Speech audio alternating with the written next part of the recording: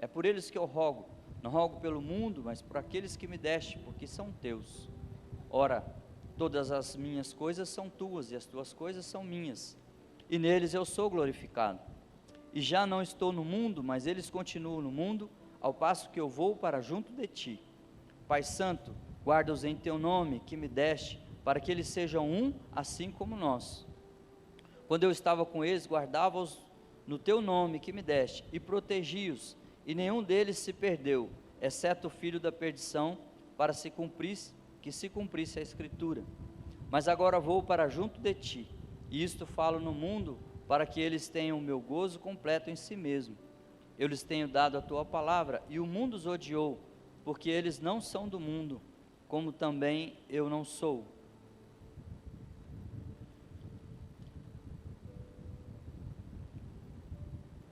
Agora o versículo 26.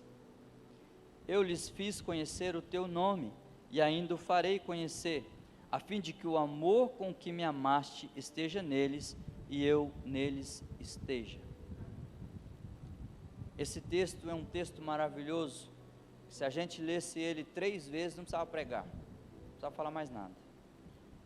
A igreja, Jesus clamando ao Pai para que a igreja seja um só, como o Pai é.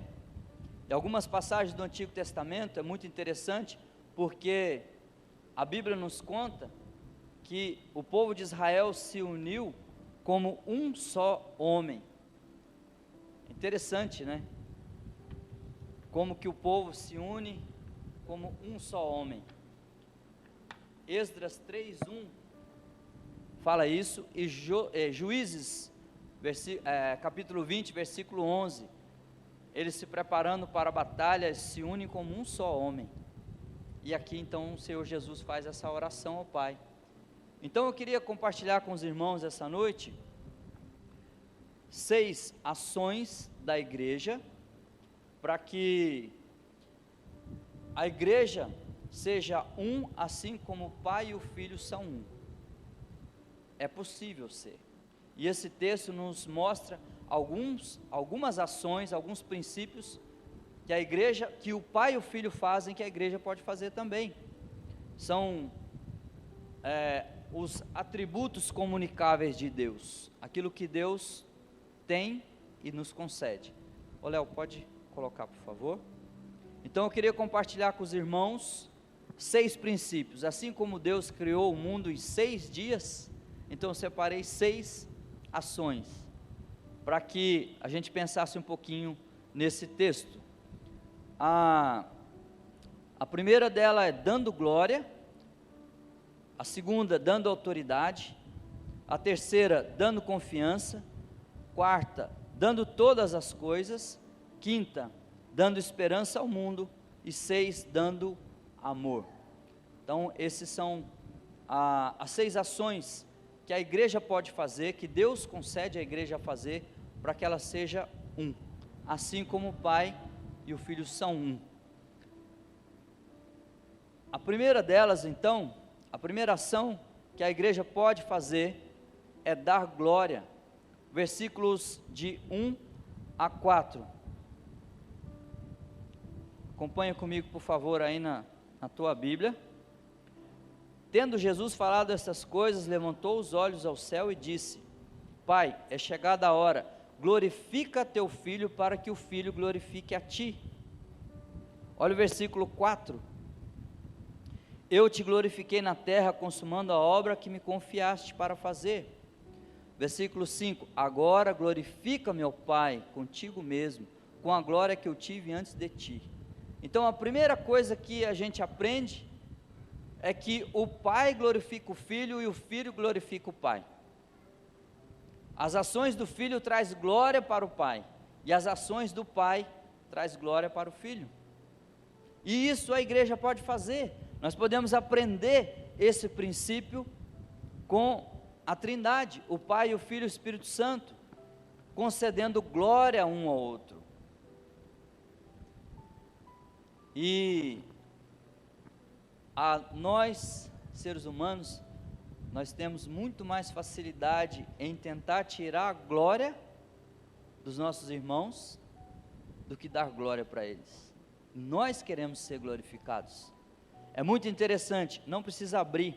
Gênesis capítulo 11 conta a história de que os homens queriam chegar até o céu e que o nome deles fosse lembrado, gravado na história.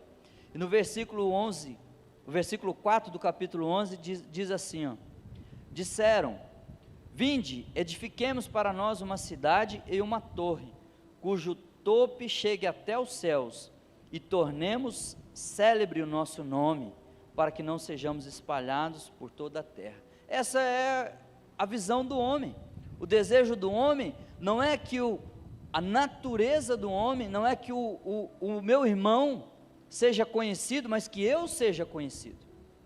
Esse é o que o coração do homem busca. Ele busca exaltar a si mesmo. E nós lutamos então para exaltar o nome do Senhor, mas nós entendemos aqui que existe um princípio que um deve falar bem do outro, trazer glória para o nome do outro, fazer o nome do meu irmão conhecido, na igreja, no ministério, na família, na sociedade, glorificar, mas nós temos muito mais facilidade em tentar ofuscar a glória do outro. Quando dois filhos dentro de casa, dois irmãos, olhando para Abel e Caim, um irmão sempre pensa que o problema dele na casa, com o seu pai, com a sua mãe, é o irmão. Se eu não tivesse esse meu irmão aqui, então eu seria o cara aqui em casa. Meu pai me amaria mais, minha mãe me amaria mais. Isso foi o que aconteceu com Caim. Caim entendia que o problema dele era Abel. Não era. E às vezes isso acontece com a gente. Trabalhando no ministério, trabalhando na igreja, às vezes a gente pensa que o nosso problema é o irmão. E não é. Então nós aprendemos aqui que dar glória uns aos outros, isso é uma coisa que pode nos fazer parecidos com o relacionamento entre o pai e o filho, Jesus e o pai. Tiago 3, de 7 a 9, fala do poder da língua. A língua é um veneno mortífero. Com ela nós exaltamos a Deus e com ela amaldiçoamos os homens. Isso acontece na igreja. Então, nós aprendemos então o princípio, primeira ação é trazer glória e honra para o meu irmão. Essa é uma ação que a igreja pode fazer, que vai nos fazer a ser um, assim como Deus, o Pai, é com Jesus, o Deus Filho. Pode passar, Léo, por favor. Então, primeira ação da igreja é dar glória. Segunda ação, pode passar, Léo, por favor. É dando autoridade. Autoridade. Olha só, versículo 2. Acompanha comigo, ó. Assim como lhe conferiste autoridade sobre toda a carne, a fim de que ele conceda a vida eterna a todos que lhe deste. O Pai confere autoridade ao Filho. E nós também temos que seguir esse princípio, esse exemplo, conferir autoridade. João 17,6 diz assim, ó, Jesus dizendo: manifestei o teu nome aos homens que me deste do mundo.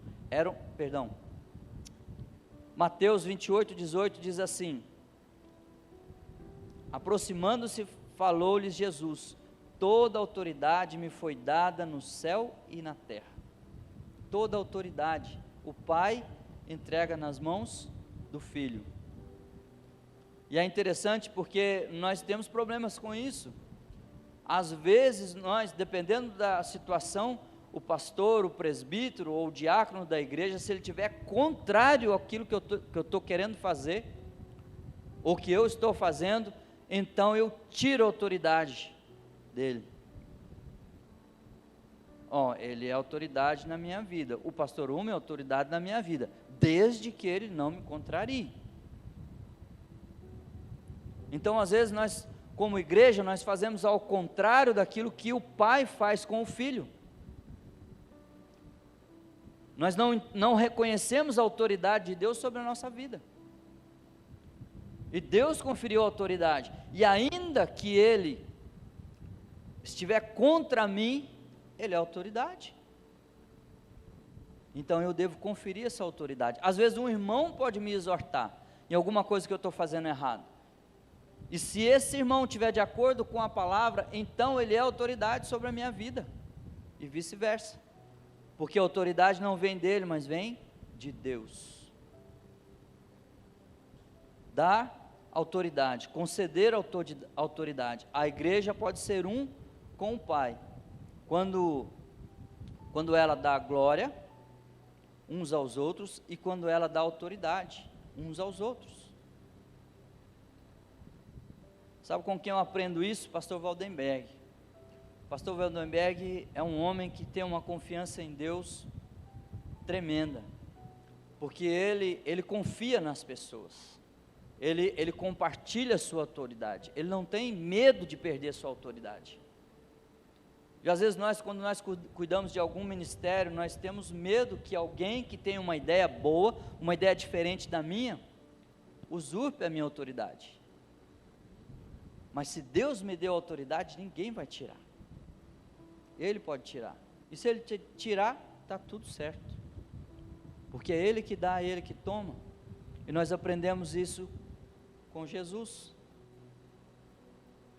Deus, o Pai, entregou toda a autoridade nas mãos dele. Você tem coragem para conceder autoridade às pessoas que trabalham com você? As pessoas que fazem coisas contigo aqui na igreja? Você reconhece a autoridade nos diáconos, presbíteros, pastores, ainda que eles estejam contra você? É assim que a igreja pode ser um, como o Pai e o Filho são um.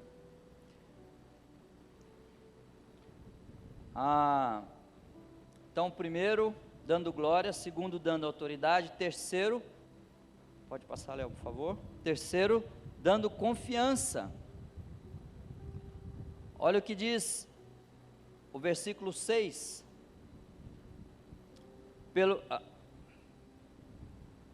Manifestei o teu nome aos homens que me deste do mundo, eram teus, tu nos confiaste, e eles têm guardado a tua palavra. Confiança. O Pai confia no Filho, confia toda a autoridade, confia todas as pessoas. O Pai salva e entrega na mão do Filho, confiança. E esse princípio a igreja precisa exercer, esse princípio, confiar uns nos outros, por causa do Senhor e por causa da palavra dEle, e por causa do Espírito Santo que está no meu irmão. Eu preciso ter confiança nele. Olha, eu não vou poder fazer isso com o irmão, mas está aqui, ó, eu entrego nas tuas mãos, porque o Senhor vai te abençoar lá, e o mesmo Espírito que habita em mim, também habita no meu irmão, e eu posso confiar nele. Eu posso contar coisas da minha vida para ele, e pedir para ele guardar um segredo, porque ele vai fazer isso, porque ele tem o Espírito Santo nele. Eu posso fazer isso com os líderes da igreja, ter confiança neles. Muita gente se perde na caminhada, porque não compartilha a sua vida, os seus segredos, seus pecados, seus deslizes, suas lutas com ninguém.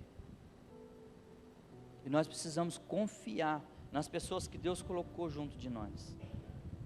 Jesus, quando enviava seus discípulos, ele sempre enviava de 2 a 2, para ninguém caminhar sozinho.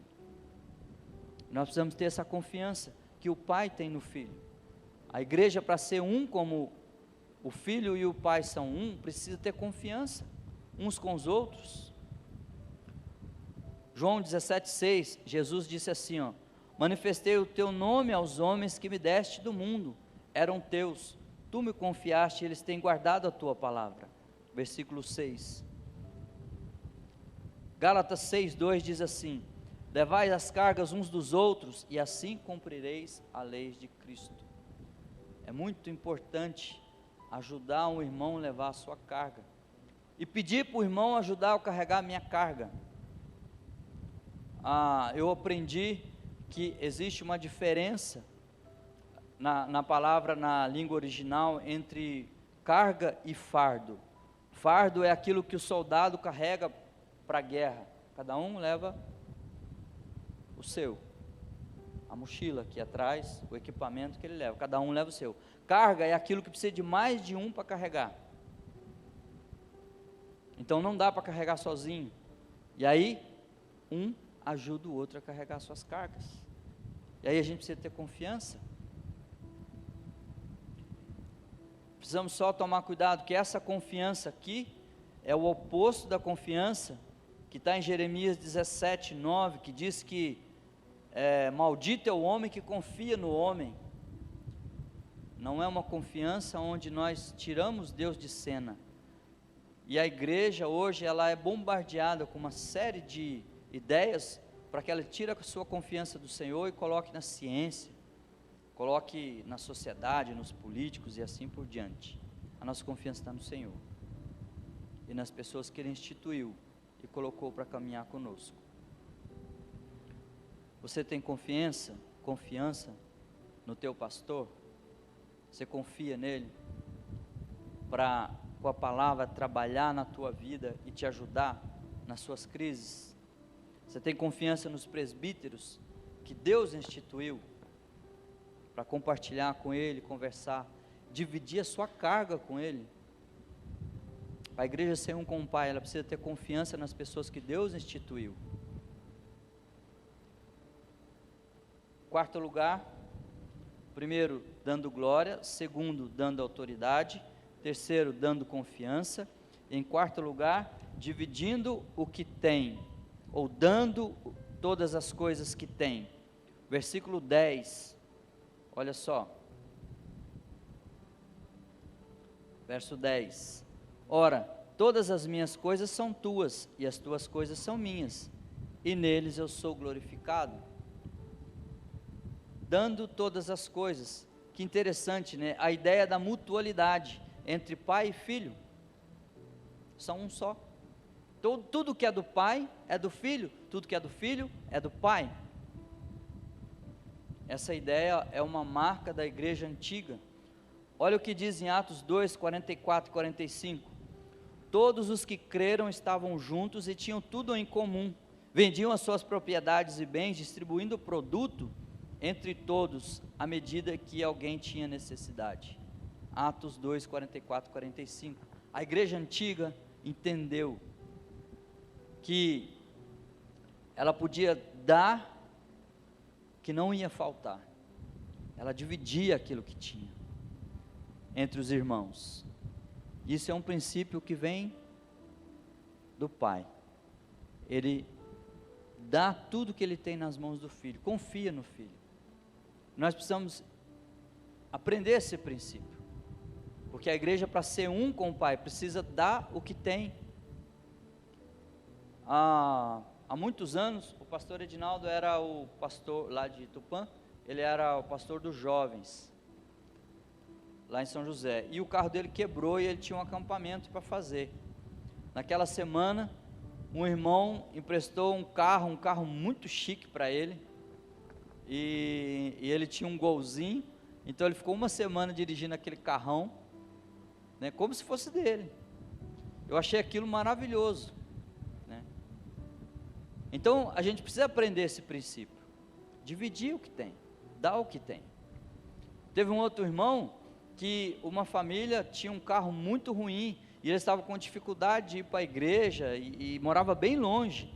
E aí um irmão foi e rematou um carro no leilão, mandou arrumar o carro, deixou o carro arrumadinho, foi lá e deu para a família o carro, deu para eles, arrumou documento, tudo, abençoou aquela família.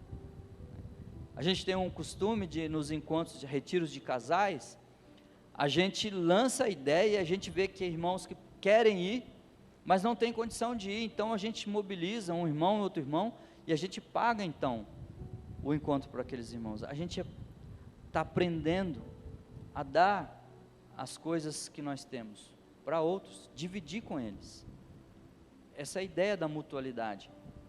O Senhor manda a gente fazer isso, mas Ele dá o exemplo, porque Ele divide tudo com o Filho, para ser um com o Pai. Então a igreja precisa fazer isso, dividir o que tem. Então, dar glória, dar a autoridade, dar o que tem ou dividir o que tem. E em quinto lugar, dar esperança ao mundo. Versículos 18, 16 e 14. Ou pode ser de 14. Verso 14. Eu lhes tenho dado a tua palavra, e o mundo os odiou, porque eles não são do mundo, como também eu não sou. Verso 16. Eles não são do mundo, como também eu não sou. Verso 18. Assim como tu me enviaste ao mundo, também eu os enviei ao mundo. É muito importante a igreja entender a diferença em ser enviado ao mundo e ser enviado para o mundo. Jesus nunca enviou a igreja para o mundo, mas ao mundo. A ideia é de você ir até lá, mas não permanecer lá. Você volta. Então a igreja é um instrumento de Deus que pode levar a esperança ao mundo. O mundo não tem esperança. Não tem. Estão perdidos, estão morrendo. Uma hora eles falam uma coisa, daqui 5 dias estão falando outra coisa. Lança uma teoria, daqui a pouco aquela teoria cai e vem outra.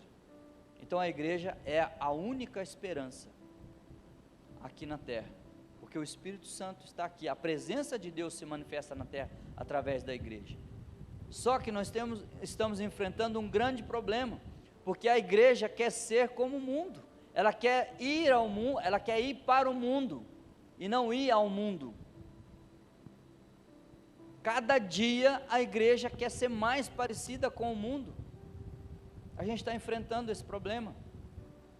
E muitas pessoas nessa de acompanhar o curso desse mundo estão se perdendo e não voltam mais para a igreja. Então nós precisamos tomar cuidado com isso. 1 João 2,5 diz assim: não ameis o mundo e nem as coisas que há no mundo.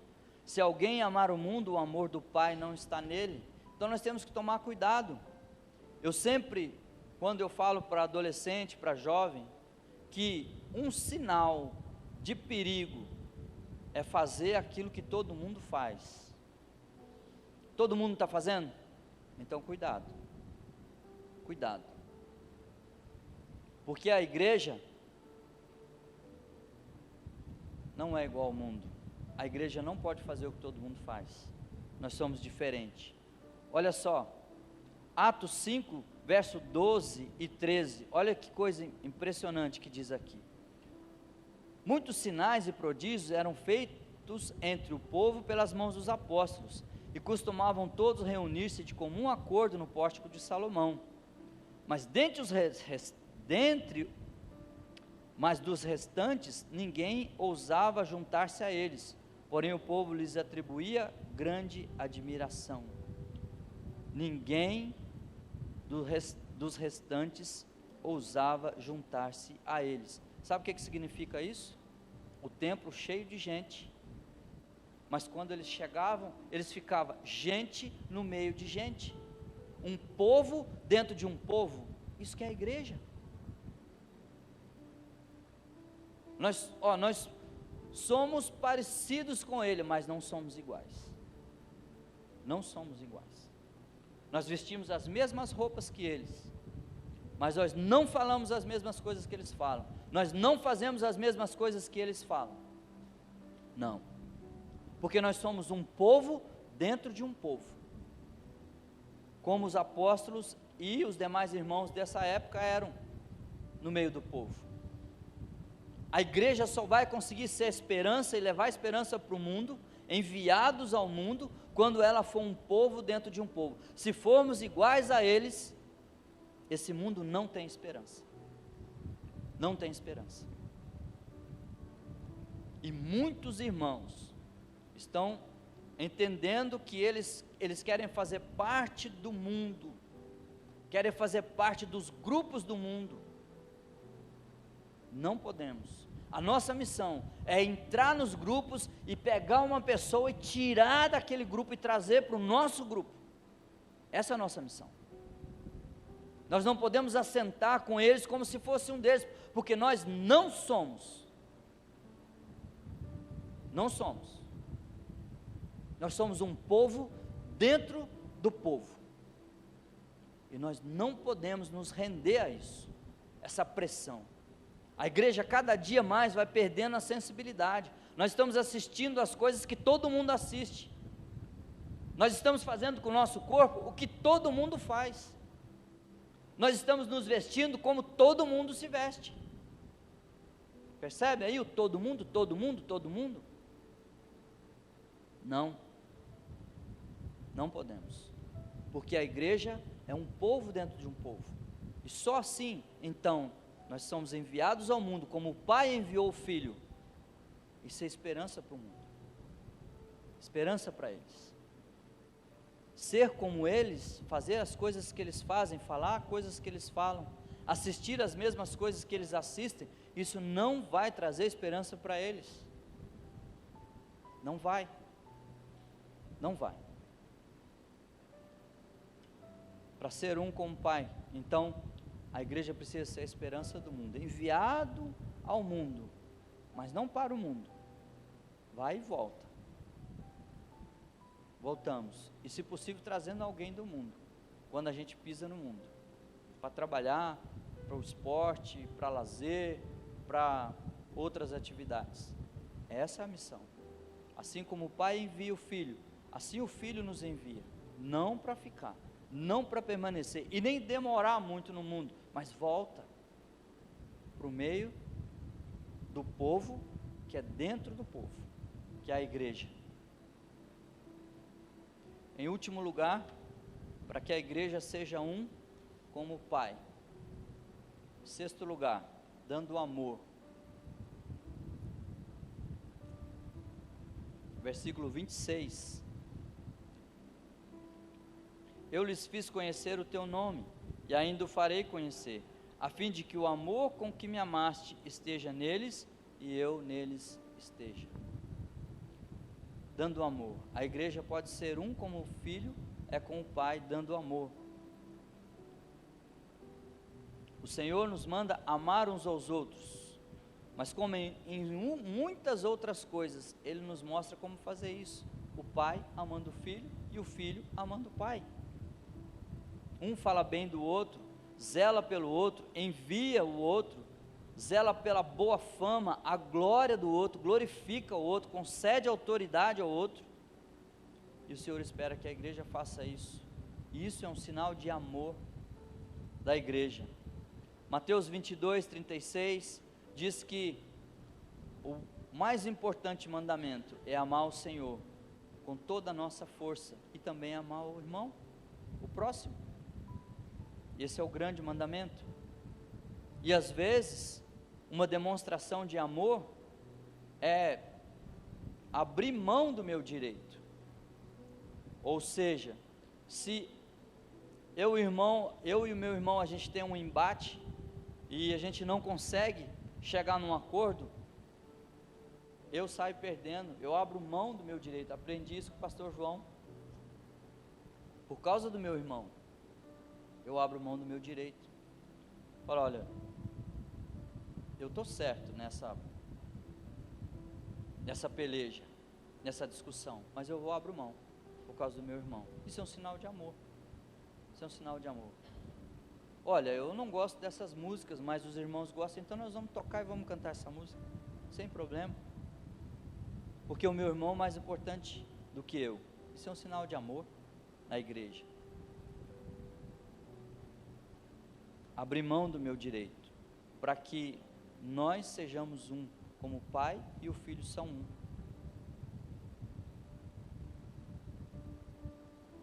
Dar glória, dar honra, dar autoridade, confiar, dividir o que temos e levar a esperança ao mundo.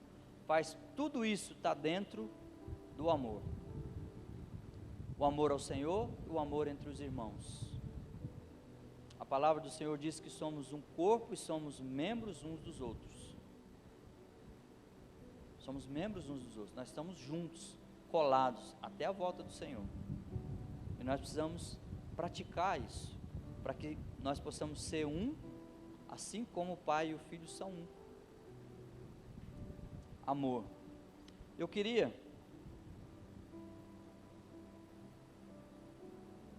dentro dessa ideia de amor, convidar os irmãos para que a gente possa então nos aproximar mais, um sinal de amor. Me preocupar com o meu irmão é um sinal de amor. Então eu queria fazer um desafio, que são 3 partes. Primeiro, passar uma mensagem para o meu irmão, um irmão, todo dia. Não é difícil, né? Quanto tempo vai levar isso? 2 minutos? 1 minuto? Oi, e aí, tudo bem? Como é que você está? Uma mensagem no WhatsApp para um irmão, por dia. Depois, fazer uma ligação por semana para um irmão. Vai demorar um pouquinho mais, mas é uma por semana só. Então eu pego meu telefone e vou ligar. Ligo para o meu irmão. E por último, fazer uma visita. Uma vez por mês que seja, uma vez por semana, uma vez a 15 dias. Vou visitar um irmão da igreja. Entendendo que essa atitude é uma demonstração de amor que está vinculado a todo o resto. Por quê? Porque Deus pode usar uma visita de um irmão para que um problema seja resolvido, uma oração, uma questão familiar ou profissional, o que quer que seja, pode ser resolvida nessa visita, nessa mensagem, nessa ligação. Às vezes você vai encontrar o irmão numa situação difícil, ou às vezes você vai encontrar o irmão se alegrando, e a Bíblia diz que é para nos alegrar com os que se alegram e chorar com os que choram. Então Deus vai usar a tua vida para abençoar teu irmão. Amém? Eu quero agradecer a oportunidade, a confiança do pastor Uma, e que o Senhor nos ajude, para que possamos ser um, assim como o Pai e o Filho são um, e o mundo crê que o Pai enviou Jesus para que ele seja salvo, em nome de Jesus. Amém?